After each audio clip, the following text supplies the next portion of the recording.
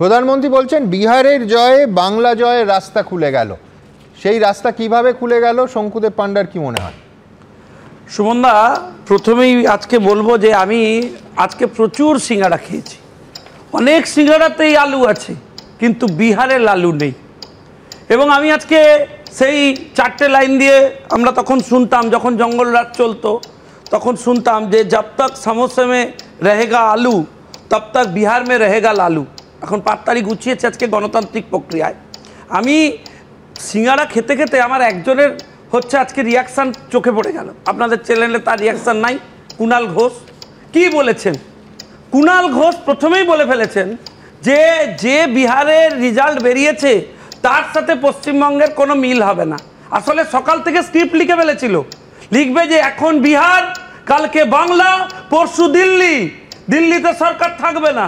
কিন্তু বিহারের জনগণ যেভাবে কানের গোড়ায় গণতান্ত্রিকভাবে কষিয়ে থাপ্পড় মেরেছে, তাতে পুরো উল্টো বলতে শুরু করেছেন কুণাল ঘোষ। আমি আজকে আপনাকে একটা কথা বলছি, আজকের এই নির্বাচনের ফলাফল সমস্ত রাজনীতির ঊর্ধ্বে উঠে একটা বার্তা স্পষ্ট করেছে যে নির্বাচনী ব্যবস্থার শুদ্ধিকরণ করতে হবে।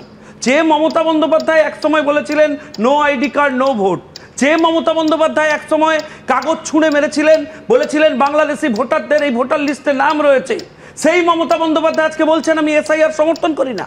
দেখুন, আমি ফ্যাক্টসে আসবো।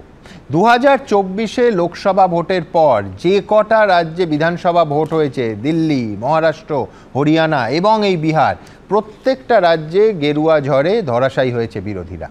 এই তথ্যের ওপর ভিত্তি করে এই বিহারের প্রতিবেশী বাংলায় স্বপ্ন দেখতে শুরু করেছে বিজেপি। এবার সমিতদা বলতেই পারেন যে কংগ্রেস তো পাচ্ছে না, ঠিকই তো, কিন্তু তাহলে পাশাপাশি এটাও আমায় বলতে হবে যে কেজরিওয়াল পারেননি, উদ্ধব ঠাকরে পারেননি, শরদ পাওয়ার পারেননি এবং আজকে তেজস্বী যাদবও পারলেন না। অর্থাৎ শুধু কংগ্রেস নয়, পরপর আঞ্চলিক শক্তিগুলো ধরাশায়ী হচ্ছে বিজেপির কাছে। বাংলায় বিজেপিকে রুখতে পারবে তৃণমূল, সমিতদা? যে 5 বছর আগেও তো এই স্লোগান শুনেছিলাম, এই নভেম্বর মাস 2020 সালে।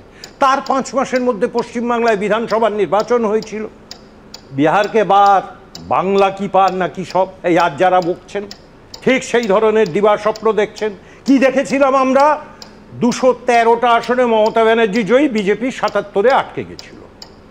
তার 3 বছর পর যখন লোকসভার নির্বাচন হয়েছে পশ্চিমবাংলায়, তৃণমূল কংগ্রেস মমতা ব্যানার্জির নেতৃত্বে 29টা আসন, বিজেপি 12। তাহলে কি ইঙ্গিত তো আজকে পরিষ্কার যে আর 5 মাস পর আবার বাংলায় কি ঘটতে যাচ্ছে, তার কারণ হিস্ট্রি রিপিটস। তাই তো হবে। আজকের নির্বাচন অনেকগুলো জিনিস রাজনৈতিক বার্তা দিল। কারাকারি করে 61টা আসনে লড়ে শেষ পর্যন্ত 6টা, স্ট্রাইক রেট মাত্র 10%, এবং যাদের বিরুদ্ধে কংগ্রেস লড়েছে তাদের স্ট্রাইক রেট 80 থেকে 90%। তেজস্বী যাদবেরও দল আমি সকালে দেখছিলাম বলতে শুরু করেছে যে কংগ্রেসই ডোবালো।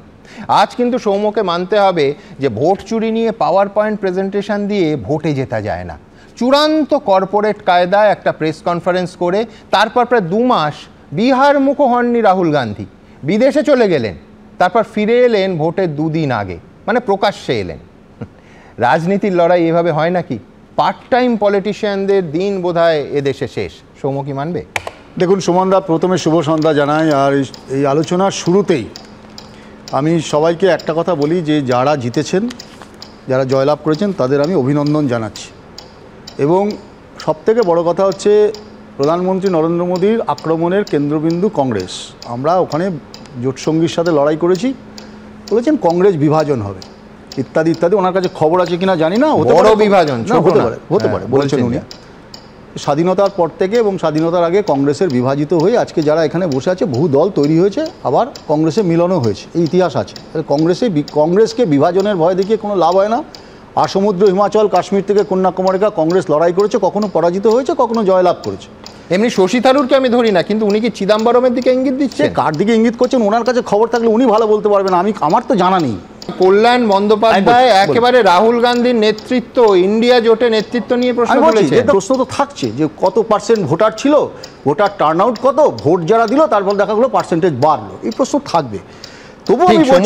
তোমার এই প্রতিক্রিয়াটা পেলাম না যে কল্যাণ বন্দ্যোপাধ্যায় বলছেন ইন্ডিয়া জোটের শরিক, মুখ বদল করতে হবে, মানে রাহুল গান্ধীকে বদল করতে হবে।